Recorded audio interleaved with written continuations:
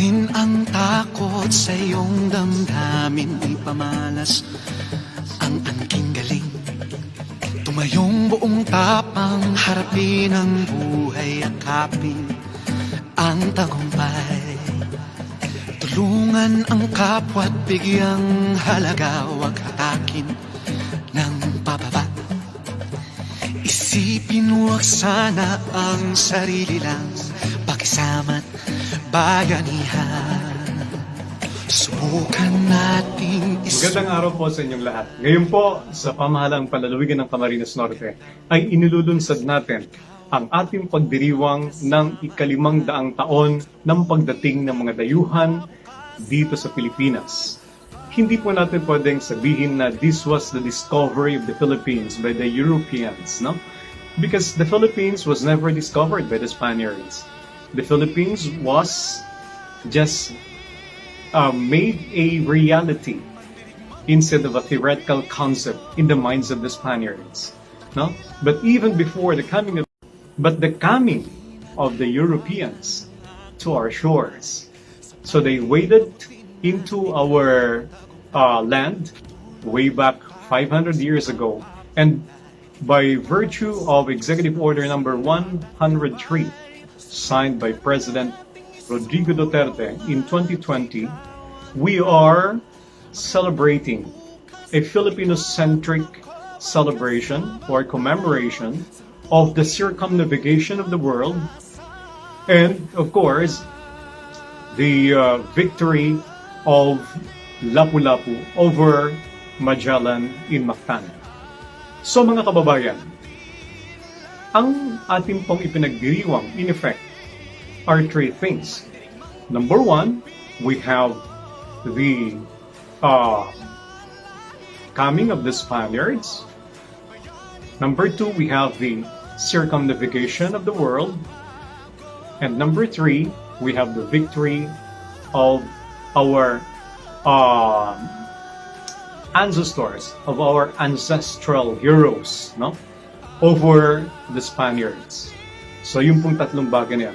Plus the fact that the Catholic Bishops' Conference of the Philippines, they have their own separate celebration for which the provincial government of Camarines Norte is also recognizing and in a way encouraging, because that was also the introduction of Christianity in the Philippines, which is celebrating its 5th centenary also, or the 5th centennial, no? Or the quincentennial of Christianity in the Philippines. Kaya nga po, mga kababayan, yung pong mga bagay na yun ay mahalaga sa atin. That's why the National Historical Commission of the Philippines made a theme, no, for this year's celebration, which says humanity and victory, no? Why humanity and victory? Because we are celebrating our part, our share in the circumnavigation of the world. Because when the Spaniards arrived here, they were famished, they were emaciated, they were undernourished. And so our ancestors offered them medicines, food, accommodation, because they were tourists. They were the first tourists in the Philippines. And they were so magnanimous.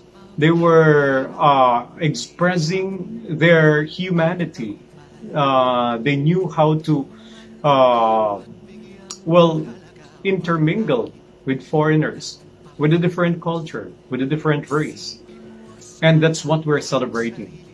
Yung ating pagiging makatao sa mga dayuhan.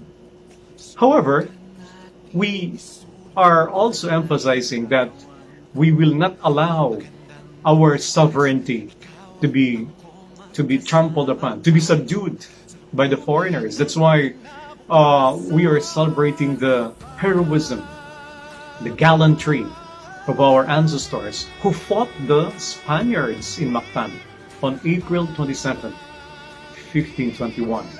And they emerged triumphant in that particular skirmish. Kaya nga po mga kababayan, ngayong taon po, 2021, ay mahalaga para sa ating mga Pilipino.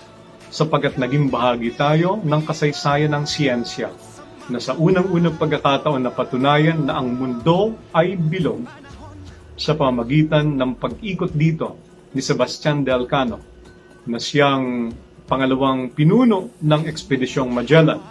No?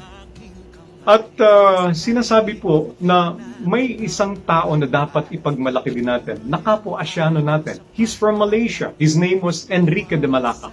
Hindi po siya na-mention sa mga kasaysayan.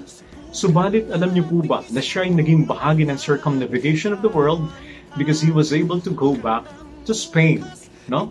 And he joined Magellan as an interpreter. So, nung makarating sila dito sa Pilipinas, unang nakarating sila doon sa Giwan, Eastern Samar, sa Homonhon. At dumiretso sila dito sa Cebu. At sabi nga, ang unang misa ay ginawa sa Mazao, sa Butuan. No? At hindi sa Limasaw, Leyte. Dito, ang naging tagapamagitan upang magkatalastasan sina Magellan at iba pang pinuno, no? Sina Humabon, sina Juana, ay si Enrique de Malacca sapagkat marunong siyang magsalita ng salitang Bisaya, no? At siya ay isang Asyano. Kaya dapat tayong maging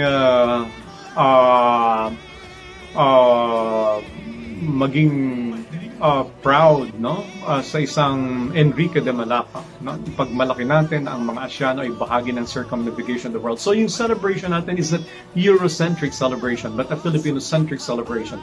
That's why the quincentennial Philippine reality, or the reality of the Philippines becoming a real place, I mean, a concrete concept among the Europeans, was that we somehow displayed certain values, no, which we should promote this year, no. Unang-una siguro, isa sa mga values na dapat nating ipagmalaki tayong mga Pilipino, yung value ng faith. Nagkaroon tayo sa unang-unang pagkakataon ng pananalig sa Diyos, ng pananampalataya dahil sa pagdating ng Kristyanismo sa Pilipinas. And of course, together with that is piety, because we knew how to pray before, but among so many deities, but this time to a monotheistic God, we learned how to communicate, to converse, to have a dialogue with God was introduced to us through Christianity. So yung piety, napakahalaga. But of course, we also believe that the celebration of quincentennial of the coming of the Europeans to the Philippines would highlight certain Filipino values, such as the value of magnanimity, the largeness of heart of Filipinos to be able to embrace other races, people of different colors and creeds, no? And also the value of sovereignty. That if we are being attacked by a foreign invader, then we will not think twice, or we will not hesitate to defend ourselves. And of course, the value of unity, because we're celebrating this year as one nation, as one race, no? So mahalaga yung pagkakaisa natin mga Pilipino ngayong taon. And of course, the value of patriotism, the love of country, the subordination of personal interests to that of the nation. These are very important values. Faith, piety, sovereignty, magnanimity, unity, to show our identity, and of course, our patriotism to struggle, to contribute to the promotion of common good of everyone. Kaya nga po mga kababayan, sana po ay mapagtanto natin ang kahalagahan ng pagdiriwang ng ika-500 taong ito ng pagdating ng mga dayuhan sa Pilipinas, na kung saan ang ating mga ninuno ay nagpamalas ng pambihirang kadakilaan at kabayanihan. sa pamamagitan ng kanilang pinunong si Lapulapu. Mga kababayan, sa mga susunod pong pagtalakay natin, ay pag-usapan natin kung ano-ano ang mga gawain at aktibidad ng pamahalaan panlalawigan ng Camarines Norte upang bigyang tingkad natin at bigyan ng diin ang mga pagdiriwang na ito. Magandang araw po sa ating lahat.